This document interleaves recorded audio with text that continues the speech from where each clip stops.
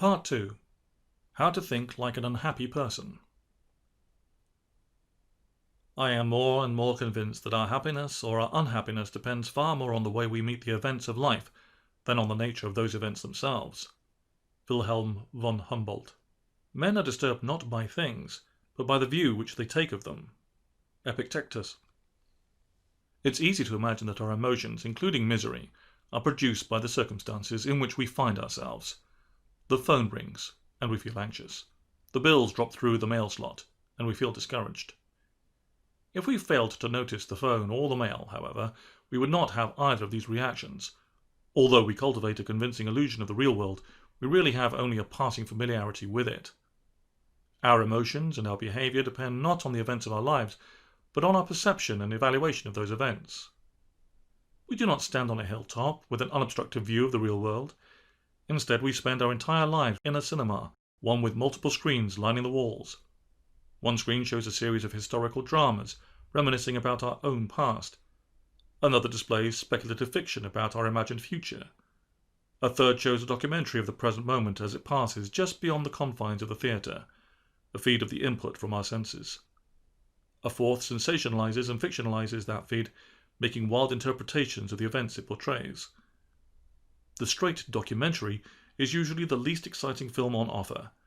It shows the contours of the furniture around us, the pattern of dust motes in the sunbeam, the sound of traffic outside, the voices of others, the slow shift of leaves in a breeze, the movement of our hands as we complete a simple task. It is distinguished not by its drama, but by the fact that it portrays only the moment that actually exists, the present one. It is the only non-fiction feature in the cinema. Because the documentary is less eventful than the other films, we constantly find ourselves distracted by the alternatives. We watch the heavily colorized interpretation screen. That man walking past right now, he hates you. Or a humiliating blooper reel from our past. Remember the time you fell on your face at your sister's wedding? Or a horror film about the future. I'm sorry, but the tests reveal that you have only 1 month to live, and by the way, you've been fired. Our time spent in the pure present is measured in snippets and moments. At times we find the other screens so distracting that the pure sensory feed seems not to exist at all. Even when we pay attention to the present, we watch only a tiny portion of the screen. At every moment we receive a vast amount of sensory information, but we process only a fraction of it. For example, notice the sensations of your right foot. Really, right now. These sensations were available to you before you read that suggestion, but in all probability, you were not focused on them. We react only to the bits of perceptible reality to which we pay attention. Your spouse just thanked you for taking the car for an oil change, but you don't experience the appreciation unless you pay attention and register that it has been offered. Further, we slide automatically into interpretation. Ahead of you in the line of the bank, a disheveled man is reaching into his coat pocket. Is he going for his wallet or a gun? Your boss frowns. Is she displeased with your monthly report, or did she overeat at lunchtime? The emotions you feel depend on the interpretations you make. Misery often develops as a result of the screens we choose to watch in the cranial multiplex, and the films we load into the projectors.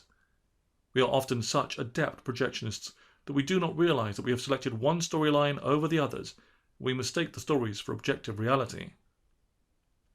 In this section, we examine some of the ways we can deliberately manipulate the mind to produce unhappiness.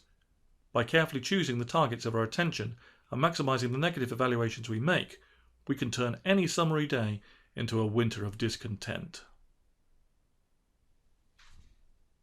Lesson 11.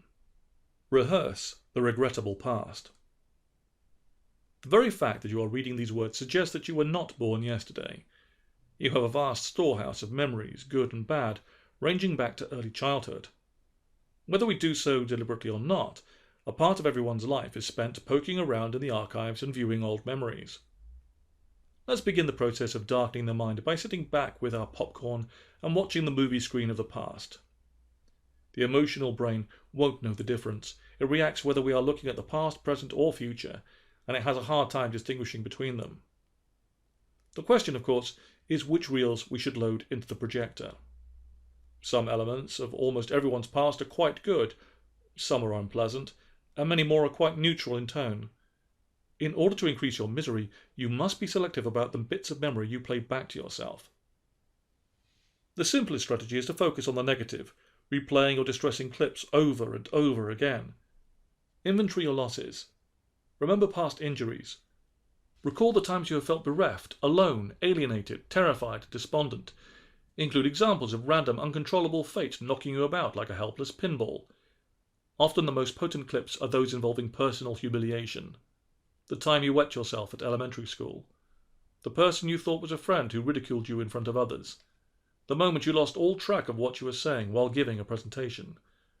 Your dogged love for a person who clearly had no interest in you. The job interview you hopelessly failed. The joke you told at dinner that offended everyone. The partner who laughed at you in bed. The more you play these, the brighter and more vivid they get, and the stronger their link to your gut becomes. Don't leave them as simple, unconnected memories. Create a narrative of your life to make sense of them. Group them into themes and write a story. Most people easily have enough material for a full-length feature along the lines of, "I am incompetent. My biography is a history of mistakes." Or, "No matter how hard I try, eventually everyone abandons me." Or, "Catastrophe comes without warning, and I lie helpless in its path." None of these stories is entirely fictional. Let's face it, you really are incompetent at many things. People really have abandoned you. Uncontrollable things really have happened. Reassure yourself that you are not making these stories up. You have receipts, photo albums, and scars to prove them. The fact that you remain standing despite all these unwelcome events must be ignored. You must not take your history of adversity as a tale of survival or resilience, but as one of defeat. Snuff any hint of pride at what you have lived through. Dwell instead on the damage, the irreparable damage, that these events have wrought upon your person and your psyche. To strengthen the narrative, ensure that you focus on events that prove your thesis. Neglect the fact that despite failing calculus, you are good at car repair. Forget that, despite the distracted absence of your father, you have an aunt who doted upon you. Highlight the car accident that injured you, and leave unrehearsed the memory of the birth of your child.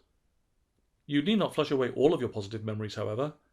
Dante suggested, "There is no greater sorrow than recalling your happy days in a time of misery."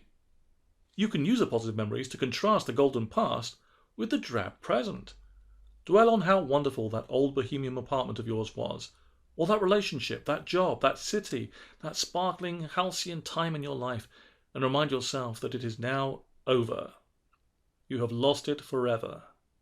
Ignore any positive aspects of your current life, your nicer home, your improved bank balance, the knowledge that you did, in fact, survive past 30, that were absent in the romanticized past.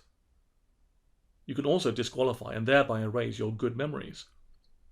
You have fond recollections of your first love, but with the darkness of hindsight, you can see it was always doomed, and that what you thought was love was really a delusion on your part. You truly enjoyed rock climbing in your 20s, but now you realize what idiots you and your friends were, and how close you came to disaster. You got that award at work a few years ago, but it's now clear that they were just setting you up to take on a futile project that has since made your life hell.